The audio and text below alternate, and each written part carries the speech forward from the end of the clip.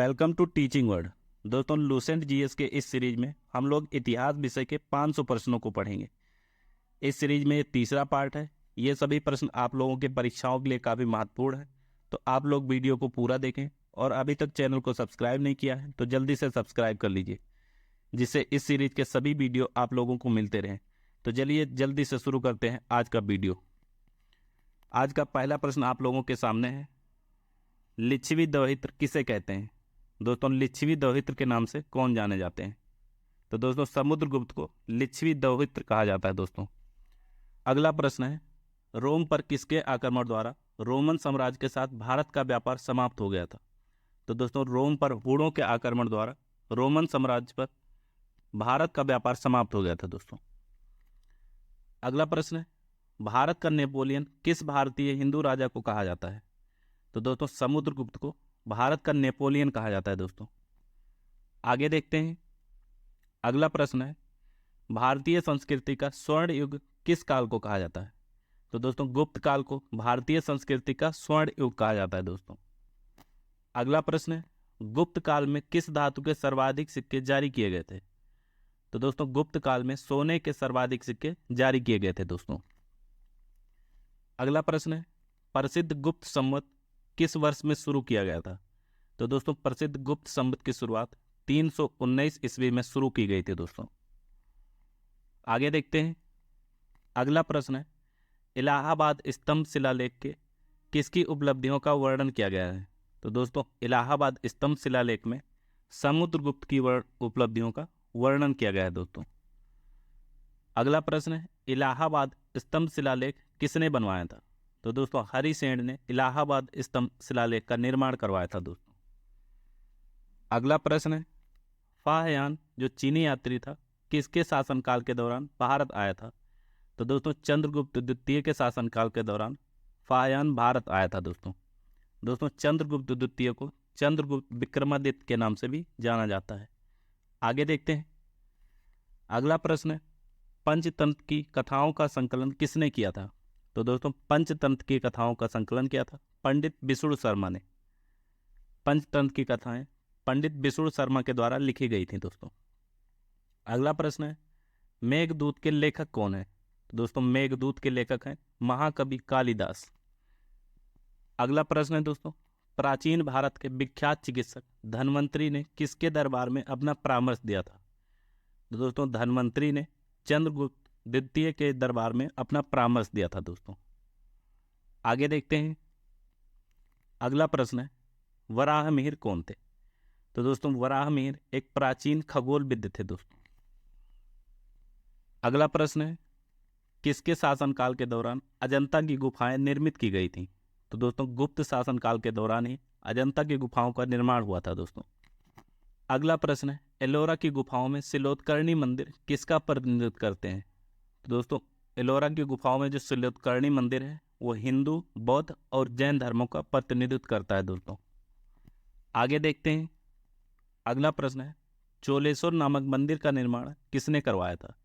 तो दोस्तों, चोलेश्वर नामक जो मंदिर है उसका निर्माण करवाया था राजेंद्र चोल प्रथम ने। अगला प्रश्न है, गंगा को उत्तर से दक्षिण ले जाने वाले चोल शासक कौन थे? तो दोस्तों, राजेंद्र चोल ही गंगा को उत्तर से दक्षिण की तरफ ले गए थे। दोस्तों, अगला प्रश्न है, अधिकांश चोलकालीन मंदिर किस देवी देवता को समर्पित है? तो दोस्तों, जो चोलकालीन मंदिर है उसमें से ज़्यादातर भगवान शिव को समर्पित हैं। दोस्तों, आगे देखते हैं। अगला प्रश्न है, राष्ट्रकूटों की प्रारंभिक राजधानी कौन थी? तो दोस्तों, राष्ट्रकूटों की प्रारंभिक राजधानी मान्यखेत थी। अगला प्रश्न है, एलोरा के कैलाशनाथ मंदिर का निर्माण किसने करवाया था? तो दोस्तों, एलोरा में जो कैलाशनाथ मंदिर है उसका निर्माण करवाया था कृष्ण प्रथम ने। अगला प्रश्न है, एलोरा के प्रसिद्ध शिव मंदिर का निर्माण किसने करवाया था? तो दोस्तों, राष्ट्रकूट शासक कृष्ण प्रथम ने ही एलोरा के प्रसिद्ध शिव मंदिर का निर्माण करवाया था। दोस्तों, आगे देखते हैं। अगला प्रश्न है, महाबलीपुरम के सप्त पैगोड़ा किसके द्वारा संरक्षित कला के साक्षी हैं? तो दोस्तों, पल्लव शासकों द्वारा संरक्षित कला के साक्षी हैं महाबलीपुरम के सप्त पैगोड़ा। अगला प्रश्न है, किस पल्लव शासक के शासनकाल के दौरान पल्लवों और चालुक्यों के बीच में लंबा संघर्ष हुआ था? तो दोस्तों महेंद्र वर्मन प्रथम के दौरान चालुक्यों और पल्लवों के बीच में काफी लंबा संघर्ष चला था दोस्तों। अगला प्रश्न है, पुलकेशिन द्वितीय किस वंश का महानतम शासक था? तो दोस्तों वातापी के चालुक्य वंश का महानतम शासन था पुलकेशिन द्वितीय। आगे देखते हैं दोस्तों। अगला प्रश्न, रवि कीर्ति जो एक जैन थे और जिन्होंने ऐहोल प्रशस्ति की रचना की थी, उनको किसका संरक्षण प्राप्त था? तो दोस्तों पुलकेशिन द्वितीय का संरक्षण प्राप्त था रवि कीर्ति जी को। अगला प्रश्न है, पश्चिमी चालुक्य वंश का प्रसिद्ध शासक कौन था? तो दोस्तों पुलकेशिन द्वितीय पश्चिमी चालुक्य वंश का प्रसिद्ध शासक था दोस्तों। अगला प्रश्न है, महाबलीपुरम में रथ मंदिरों का निर्माण किस पल्लव शासक के शासनकाल में हुआ था? तो दोस्तों नरसिंह वर्मन प्रथम के शासनकाल में महाबलीपुरम के रथ मंदिरों का निर्माण हुआ था दोस्तों। आगे देखते हैं। अगला प्रश्न है, किस चोल शासक ने श्रीलंका के उत्तरी भाग को जीतकर अपने साम्राज्य का एक प्रांत बनाया था? दोस्तों राजा राजे प्रथम जो थे, इन्होंने श्रीलंका के उत्तरी भाग को जीतकर अपने साम्राज्य का एक प्रांत बनाया था दोस्तों। अगला प्रश्न है, उत्तर मेरूर शिलालेख से किसके प्रशासन से संबंधित जानकारी मिलती है? तो दोस्तों उत्तर मेरूर जो शिलालेख है उससे चोल शासकों के शासन की जानकारी मिलती है दोस्तों। अगला प्रश्न है, किस चोल शासक ने नई राजधानी गंगईकोंड चोलपुरम का निर्माण करवाया था?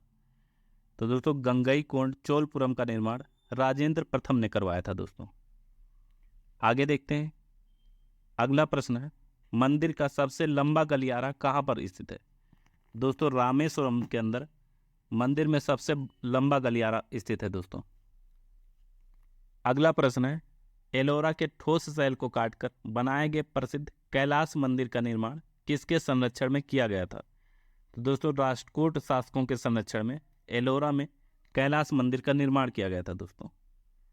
अगला प्रश्न है, प्रसिद्ध दिलवाड़ा मंदिर कहाँ पर स्थित है? तो दोस्तों दिलवाड़ा मंदिर राजस्थान के अंदर स्थित है दोस्तों। आगे देखते हैं। अगला प्रश्न है, चोल राजाओं का शासन कहाँ पर था? तो दोस्तों तमिलनाडु के अंदर चोल राजाओं का शासन था दोस्तों। अगला प्रश्न है, प्राचीन चोल साम्राज्य की राजधानी कहाँ पर थी? तो दोस्तों प्राचीन चोल साम्राज्य जो थे उनकी राजधानी उरैयूर में थी दोस्तों। अगला प्रश्न है, द्वितीय पांड्यन साम्राज्य के भूमि माप का उल्लेख किसमें किया गया है दोस्तों? तो दोस्तों थलवईपुरम के तांबे के प्लेटों में द्वितीय पांड्यन साम्राज्य के भूमि मापी का उल्लेख किया गया था दोस्तों। आगे देखते हैं। अगला प्रश्न है, पुस्तक कथा सरित सागर किसने लिखी थी? तो दोस्तों कथा सरित सागर लिखी गई थी सोमदेव के द्वारा। अगला प्रश्न है, हर्षचरित के लेखक कौन है? तो दोस्तों हर्षचरित के लेखक हैं बाणभट्ट। बाणभट्ट के द्वारा हर्षचरित की रचना की गई थी दोस्तों। अगला प्रश्न है, रोमानी नाटक कादम्बरी के लेखक कौन है? तो दोस्तों बाणभट्ट ही रोमानी नाटक कादम्बरी के भी लेखक हैं दोस्तों। आगे देखते हैं। अगला प्रश्न है, विक्रमांक देव चरित के लेखक कौन है? तो दोस्तों विक्रमांक देव चरित के लेखक हैं बिल्हड़। कवि बिल्हड़ थे, इन्होंने विक्रमांक देव चरित की रचना की है दोस्तों। अगला प्रश्न है, राजस्थान के माउंट आबू में प्रसिद्ध दिलवाड़ा मंदिर किसने बनवाया था? तो दोस्तों प्रसिद्ध दिलवाड़ा मंदिर है उसका निर्माण तेजपाल ने करवाया था दोस्तों, उनका नाम था तेजपाल। अगला प्रश्न है, खजुराहो मंदिरों का निर्माण किसने करवाया था? तो दोस्तों चंदेल राजपूत थे, इन्होंने खजुराहो के मंदिरों का निर्माण करवाया था। आगे देखते हैं दोस्तों। अगला प्रश्न है, मिहिर भोज राजपूतों के किस कुल से संबंधित है? तो दोस्तों मिहिर भोज है ये प्रतिहार वंश से संबंधित हैं दोस्तों। अगला प्रश्न है, प्रतिहार वंश का महानतम राजा कौन था? तो दोस्तों प्रतिहार वंश का जो महानतम राजा था वो राजा भोज यानी मिहिर भोज ही थे दोस्तों। अगला प्रश्न है, ह्वेनसांग किसके शासनकाल के दौरान भारत आया था? तो दोस्तों हर्षवर्धन के शासनकाल के दौरान चीनी यात्री ह्वेनसांग भारत आया था दोस्तों। आगे देखते हैं। अगला प्रश्न है, प्रिंस ऑफ पिलग्रिम्स नाम किसे प्रदान किया गया था? तो दोस्तों ह्वेनसांग को प्रिंस ऑफ पिलग्रिम्स नाम प्रदान किया गया था दोस्तों। अगला प्रश्न है, भारत में नालंदा विश्वविद्यालय किस राज्य में स्थित है? तो दोस्तों नालंदा विश्वविद्यालय बिहार के अंदर स्थित है दोस्तों। अगला प्रश्न है, श्रृंगेरी, बद्रीनाथ, द्वारिका और पुरी में 4 मठ किसने स्थापित किए गए थे? तो दोस्तों आदि शंकराचार्य द्वारा श्रृंगेरी, बद्रीनाथ, द्वारिका और पुरी में 4 मठों का निर्माण किया गया था दोस्तों। आगे देखते हैं। अगला प्रश्न है, नालंदा विश्वविद्यालय को नष्ट करने वाला मुस्लिम आक्रमणकारी कौन था? तो दोस्तों मोहम्मद बिन बख्तियार खिलजी मुस्लिम आक्रमणकारी था। इसने नालंदा विश्वविद्यालय को नष्ट करवा दिया था दोस्तों। अगला प्रश्न है, हर्षवर्धन को किसने पराजित किया था? तो दोस्तों पुलकेशिन द्वितीय ने हर्षवर्धन को पराजित किया था दोस्तों। तो दोस्तों ये था आज का वीडियो आपको कैसा लगा कमेंट बॉक्स में ज़रूर बताएं और चैनल को सब्सक्राइब कर लीजिए जिससे इस सीरीज के सभी वीडियो आप लोगों को मिलते रहें।